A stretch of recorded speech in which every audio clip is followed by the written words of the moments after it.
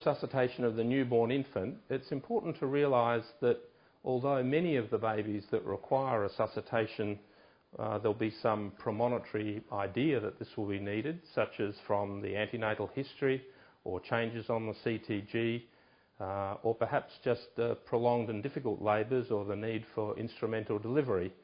Nevertheless, about 50% of babies that require support at birth don't come with any warning, and therefore for all of those people involved in the delivery of the baby, it's important that those people have the ability to initiate basic resuscitation for the newborn, and that this should be initiated promptly and efficiently. Okay. First of all, the equipment. Although this is a fairly new resus cot, it has all the elements of basic resuscitation requirements. It's got a firm surface to work on. It has a radiant heat source that's about 90 centimetres above the cot surface. We can turn this on, turn the light on.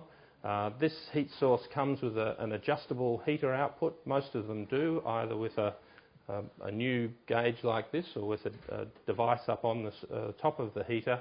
I think it's probably best to have that on full rather than using variable heat. Many resus cots come with a clock, an adaptable clock. This has a digital clock which we can turn on, and this clock alarms at 1 and 5 minutes in order to allow determination of the APGAR score.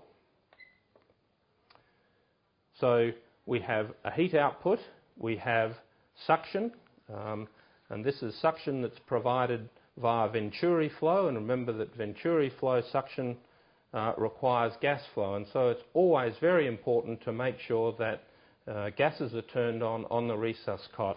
Now the gas flows either behind the cot, or occasionally you'll be able to plug gas supply into wall. Either way, it's important to make sure that it's on and to ensure that gas flow is occurring, and in fact checking suction is a good way of ensuring gas flow is present. The suction catheter, we usually use a size 10 or a size 8 suction catheter, and that suction catheter pressure should be set to about 100 millimetres of mercury with the catheter occluded.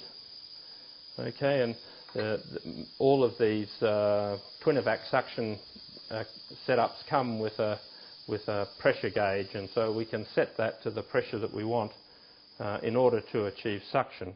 The other important feature, and the other thing that's vitally important in the resuscitation of the newborn, is a method of providing positive pressure ventilation. Now there are a number of different ways of doing this. One method is with the self-inflating resuscitation bag. Another newer setup is to use the Neopuff setup here, and the Neopuff setup does require gas flow. It's a setup of, we'll see later, of gas flow through a circuit here and out to an inflation circuit here.